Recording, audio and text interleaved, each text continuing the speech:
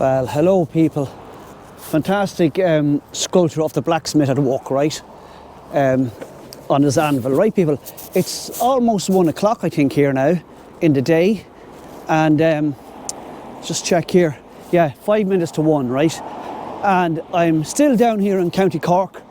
And I'm just stopping at a place called Innishannon, right? On the River Bandon here in Cork, right?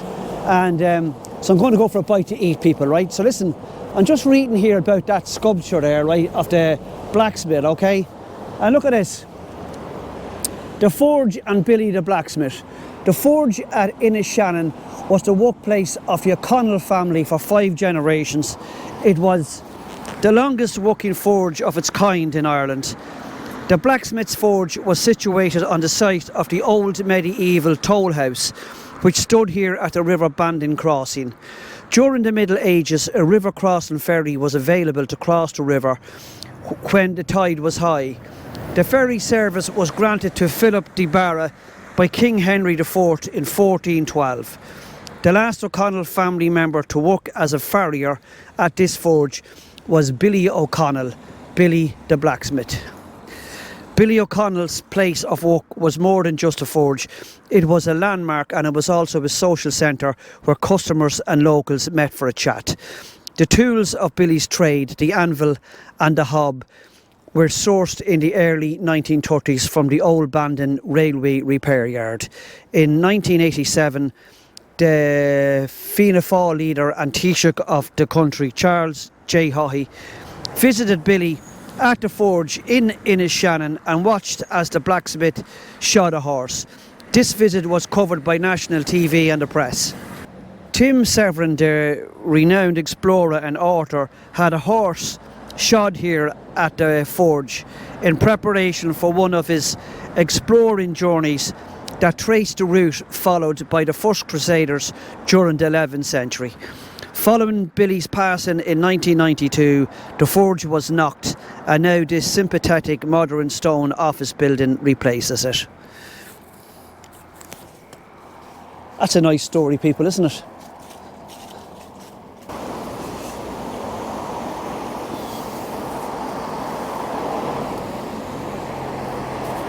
Right, let's walk in here for a cup of tea, okay?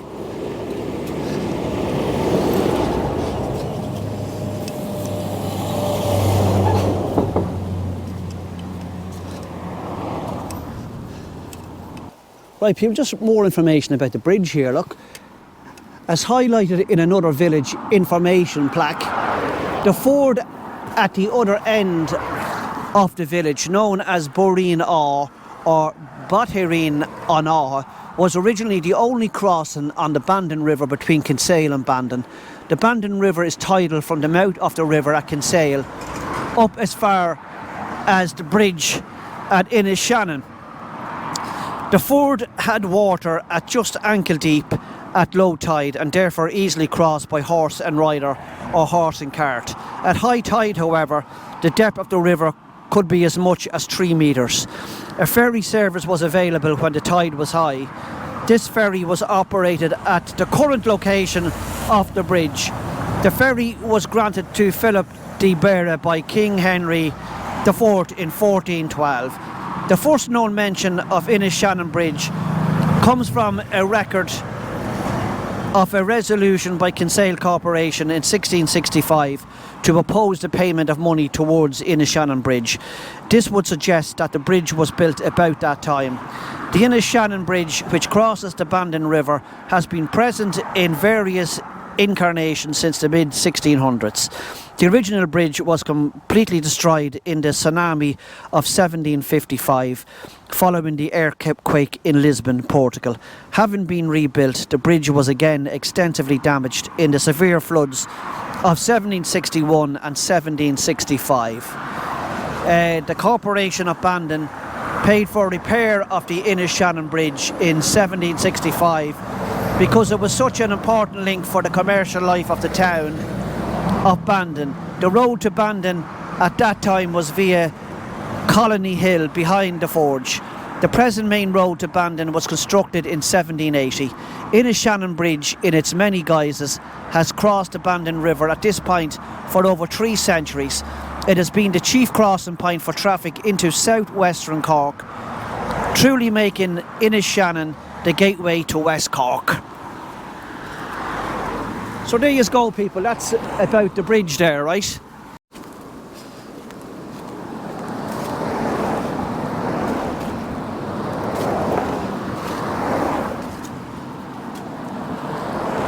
And look, people, in the village here as well, look, Innishannon jackpot, €11,500. Valley Rovers, lotto.com. Valley Rovers seems like to me a soccer team maybe, or a rugby team.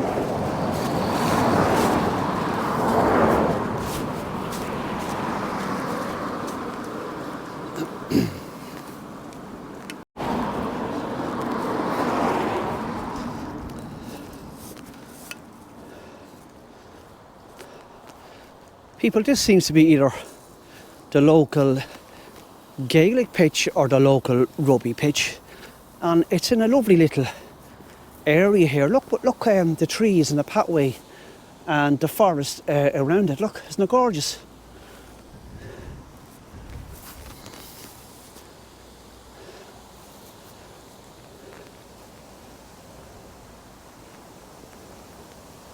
I think those may be beech trees there, people. It's lovely, isn't it?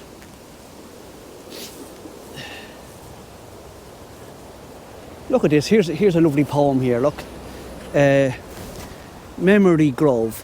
When I am gone, people may remember me, but plant a tree, and I shall lift my face to the sun for hundreds of years.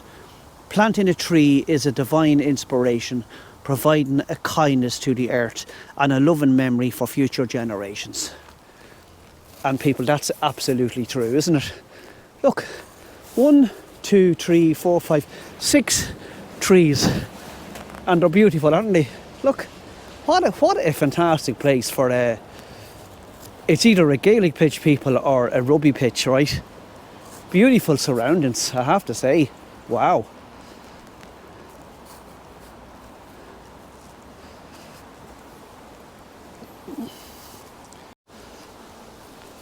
Right, people, so I might as well get a bit of exercise in, people, and walk around this beautiful pitch here in Innishannon in County Cork, right?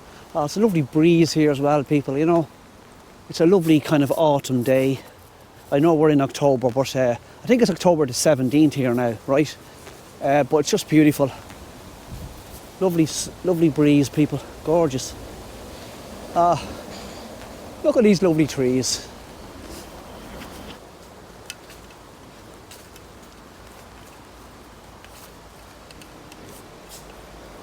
So that seat there is commemorating 100 years. Look, 1916 to 2016.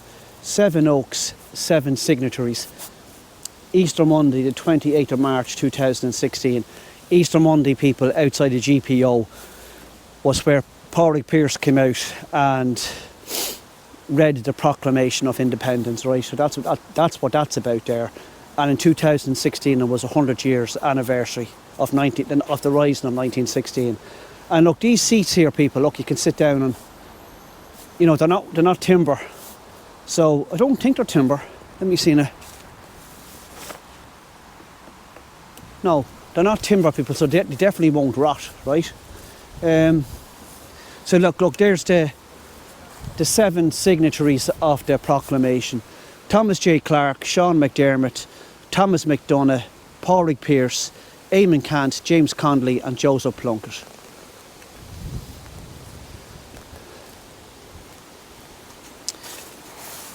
What is this life if full of care? We have no time to stand and stare, no time to stand beneath the boughs and stare as long as sheep or cows. Super cool, isn't it? Super cool, my friends, for sure. Oh, I'm just loving this breeze, loving it. In a country village in County Cork, my friends. Amazing.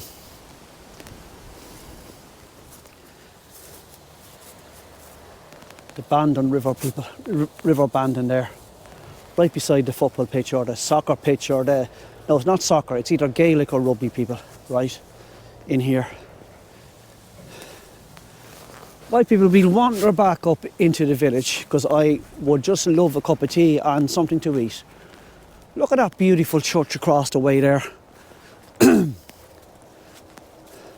Fantastic design, I have to say, people. We'll check that out, okay? I don't think you can go into it. I see the doors closed. But anyway, I'll show it to you when I get closer on the video, my friends. It looks beautiful. People, here's another seat here, right? And it's saying on the seat, look, which is very true, look. Sit and listen to the word. And it's so, so true. Do you know what's sad, people? And it's all over Europe, even in Australia and everything now, right? The price of houses and stuff, you know, mortgage, crazy through the roof prices, right? And you've all these new suburbia. And then where I live, you know, it's just gone crazy with thousands of new houses, right? Mainly all Dublin people coming down because they can't afford property in Dublin, right? And two people have to work, you know, right? And they are sold these houses, right? And being told that you're only half an hour from Dublin City, which is true, right? But because there's so many people still working in Dublin and stuff, right? They're all getting up earlier and earlier in the morning, trying to avoid the traffic going to work, right? And yet they're all participating in that traffic, right? So they're up earlier, they're coming home later, their kids are in the crashes, and they're stressed out. And yeah, they're wondering why they're suffering from anxiety and depression and getting stressed. And, you know, they may have a bit of an hour, maybe 2 hours to watch a bit of TV or something and chill, go to bed, and then up early to go to work. And they don't have time to do this. Sit and listen to the world. You know what I mean? I find that very, very sad, people. You know, and they keep saying it's demand why houses are there. No, it's not. It's selfish capitalism. It really is, people. Anyway, let's walk into this lovely village of Innishannon, people. Right?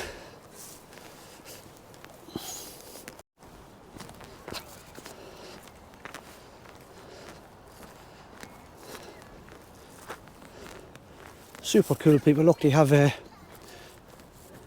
all-weather pitch here as well in the village, and I'm not going to show it here on because there's children there, but they have a fantastic playground there.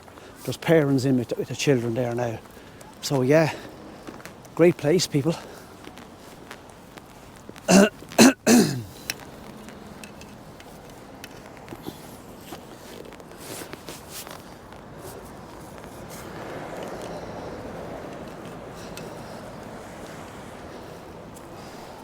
So here's information about a linen garden, right?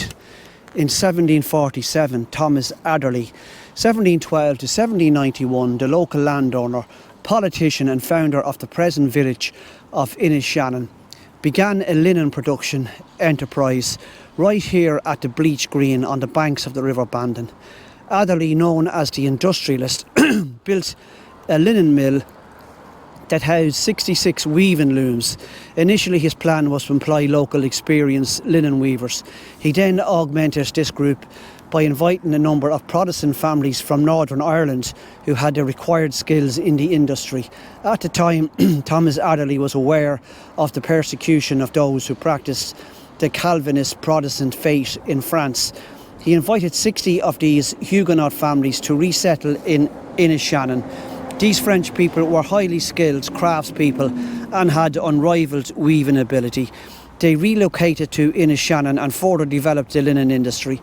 The linen output of Adderley's mills over the following 5 years was a staggering 45,000 yards of material. Wow. You know something? My mother used to work in a factory. She used to work at a loom. Yeah, great information, isn't it? Look at this beautiful church across the road, people, look. Isn't that gorgeous? Right, I have to go over and read. I see information about this. Want to find out what age it is. It's a lovely looking church. Gorgeous looking stone on it.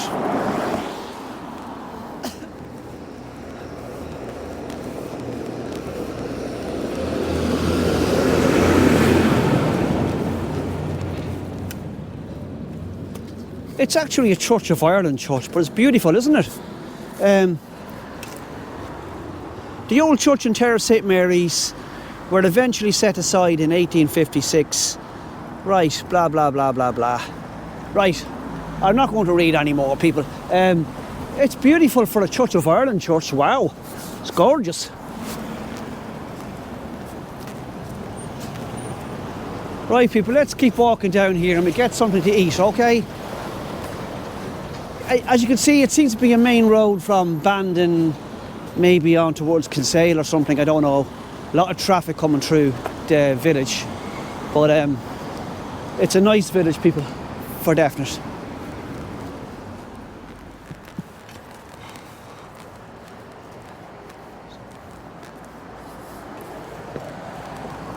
This early 18th century Georgian style house was built between 1700 and 1720 during the period that has become known as the William and Mary period of architecture and furniture design. Westrup House was built as the centre of the linen trade, which was located on the adjoining Bleach Green. The house has interesting connections with some important historical characters. Look at this, Oliver Cromwell, the so-called English Protestant. The house was built by the son of one of his military friends, Thomas Adderley.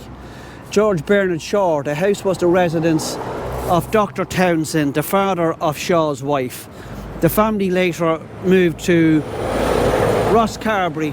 Winston Churchill, Prime Minister of the United Kingdom, Westrup was owned by Churchill's eccentric uncle and aunt, Moreton and Claire Fruin, who lived in Castleview.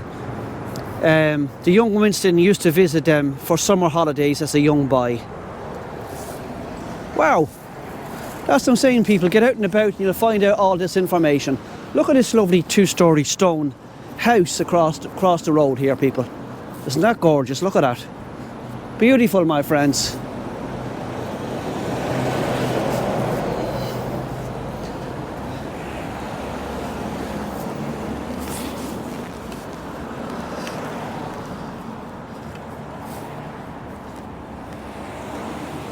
Hello, people, how are you all doing?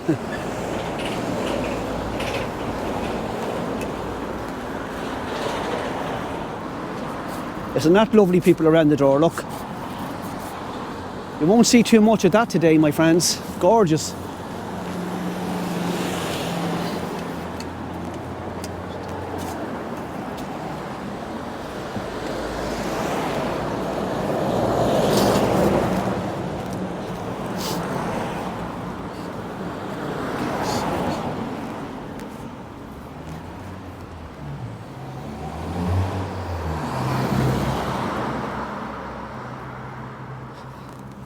That's a nice cafe there.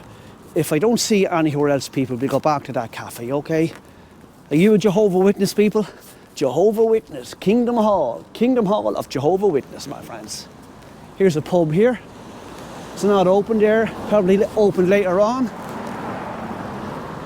Innishannon.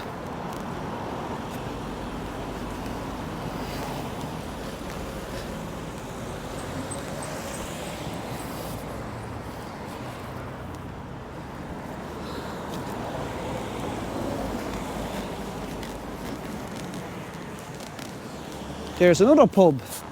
It's called Johnny Crowley's. It's not open yet though. Look.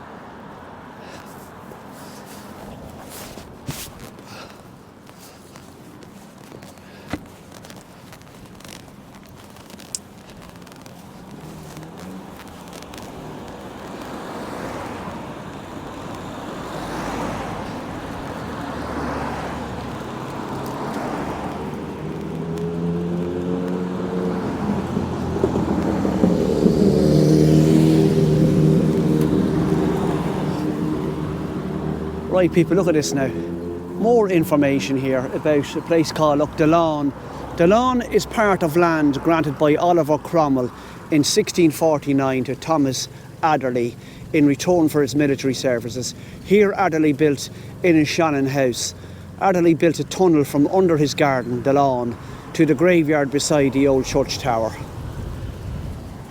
So the lawn of the original Innishannon House is part of the land granted by Oliver Cromwell in 1649 to Thomas Adderley in return for his military service. Right people, I'm not going to read any more there, right? Look at this. Wow. That's a lovely entrance into those houses, isn't it? From the main street. Yeah.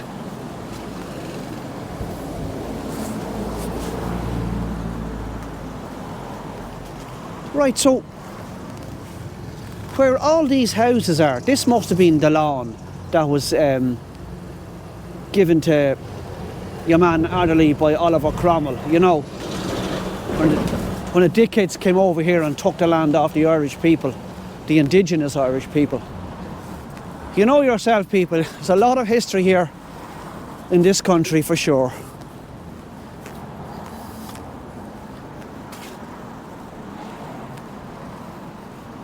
So I'm just wondering people if these stone walls on the main street here is gone back to that time, what was it, around Oliver Cromwell's time. Right, graves of General Sean Hales.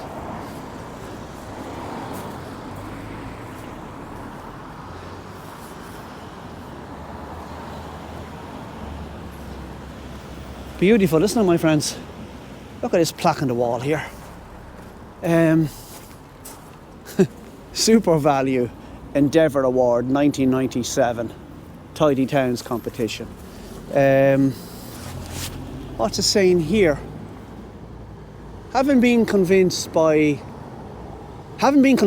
by court martial. Sorry people, my glasses, we're reading glasses are in the car.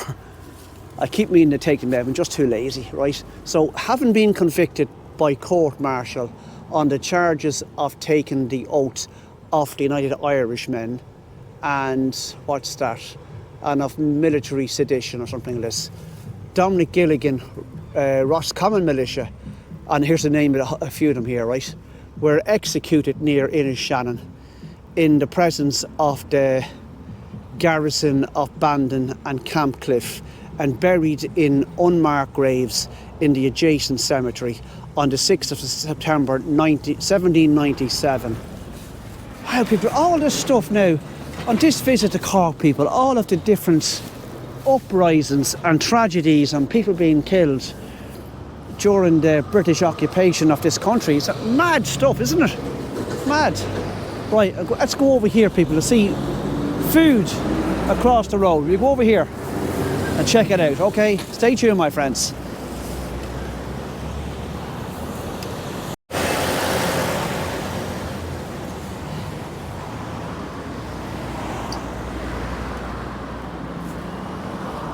People, look how narrow this two-storey house is, look.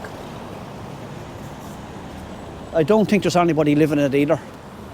But anyway, people, let's go for the spuds. This is called the Market House, right? This whole building here. This building is described in historical records as a beautifully proportioned three-arch building with wonderfully crafted stonework. This market house is believed to be the only surviving single-storey market house left in the country, and also probably one of the earliest. Markets were held here on a weekly basis.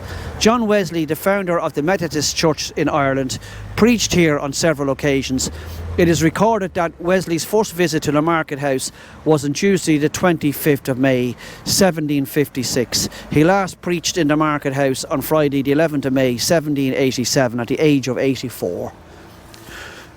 During the early part of the 20th century, this market house was used as a cinema and a theatre. Travelling road shows were performed here during the 1940s. Market houses are still evident in some of our towns and villages throughout the country. The buildings, while varying in architectural style, proportion and finish, continue to be an interesting feature of many streetscapes. Wow.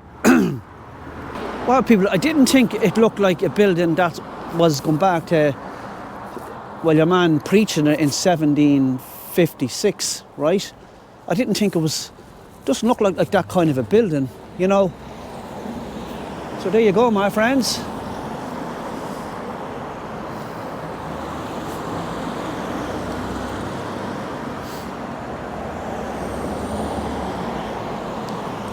People, the reason why there's so much traffic, I know I was saying there from Bandon to Kinsale, but on the signpost here it's saying it's the N71 from Skibbereen to Cork, right? So that's why it's so busy.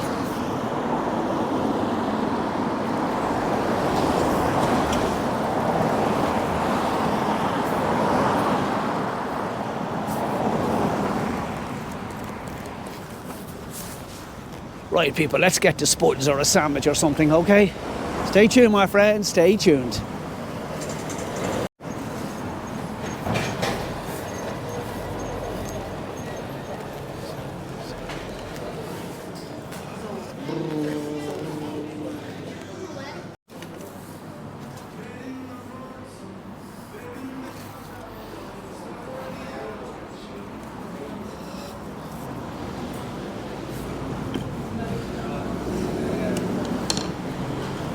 Super cool place here, people, isn't it?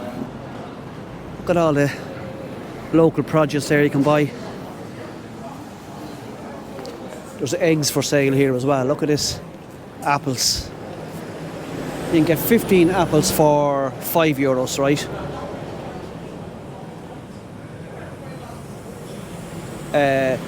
€3 for half a dozen eggs, right? Gourmet soda bread.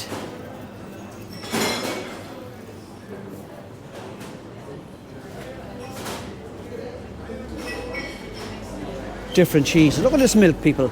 It's called Glow Cross Dairy, is it? Yeah.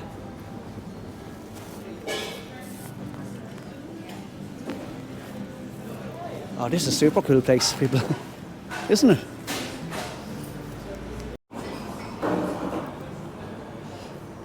Right, people. So that's the cream of mushroom soup and a pot of tea here and 2 little slices of brown bread. €10. This is an unusual place. Very impressed with it. It looks really, really cool, you know. And look, there's a sign for 007, licensed to something. Look, up on top there. Lots of old signs in the building here, people. I'll read them before I leave, okay? So stay tuned, my friends. Let me just test this soup and see what it's like, actually. Cream of mushroom soup, people, right?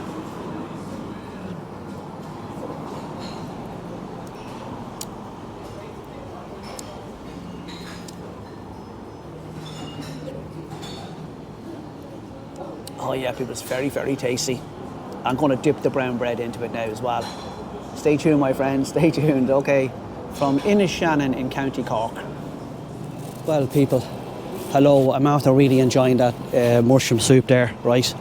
And the pot of tea in this unusual but unique cafe here in Innishannon. Look. That's scared apart, people. I want to show you some of these advertising signs on the walls here, going way back, right? They're very, very interesting. Look. Look at that.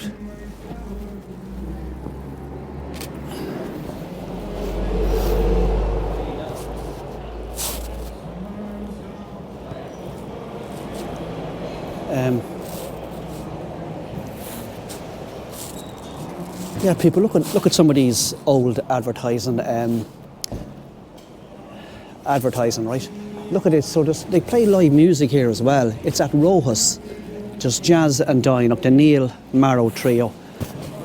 Anybody remember Louis Armstrong, right? Would have been a jazz guy, right? And here's an advertising of him. Look.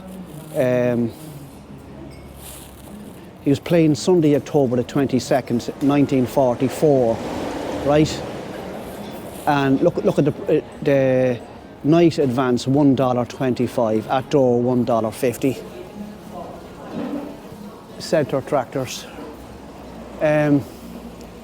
Lemmy, Motorhead people. And there's B.B. King, right? Ike and a special guest, Ike and Tina Turner, January the 9th, 1956, 8 to 11 p.m. at the Café Royal, Lake Charles, Los Angeles. Tickets in advance was only $1.50.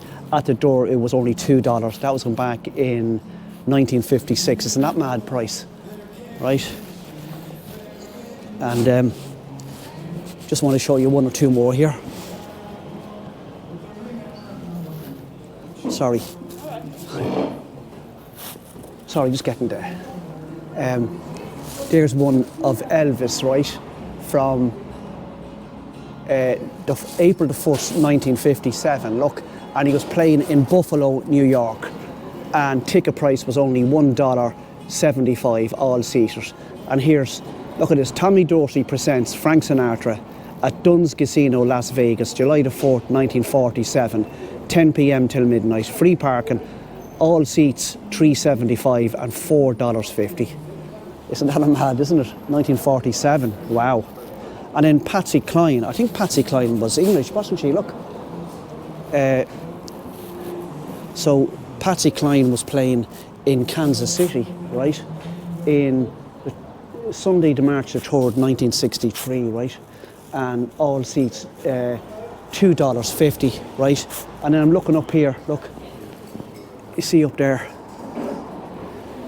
it's the Beatles, right? And we're playing in City Park Stadium, New Orleans. And this September the 16th, 1964, right? 8 p.m. General admission was $5. Isn't that mad? Crazy stuff, my friends. People, if you're in Innishannon, right, definitely check out this place here. It's really super cool. I have to say, very unique. And I see back there as well, it won some food prize, you know, as a cafe, you know. So check it out. It's called Rojas, right? Food Emporium. And it's very unique, people. I really enjoy that, right? Listen, people, that's it from a stop here, a pit stop, to get some something to eat here in Innishannon in County Cork, people, right? So if you like the video, people, please press the like. And if you're new to the channel, please press subscribe. It's free, right? And as usual, my friends, I've absolutely no idea of where my next video is going to come from, but it's going to come from somewhere. So stay tuned, my friends, right? And keep safe. Always keep safe. Okay, bye.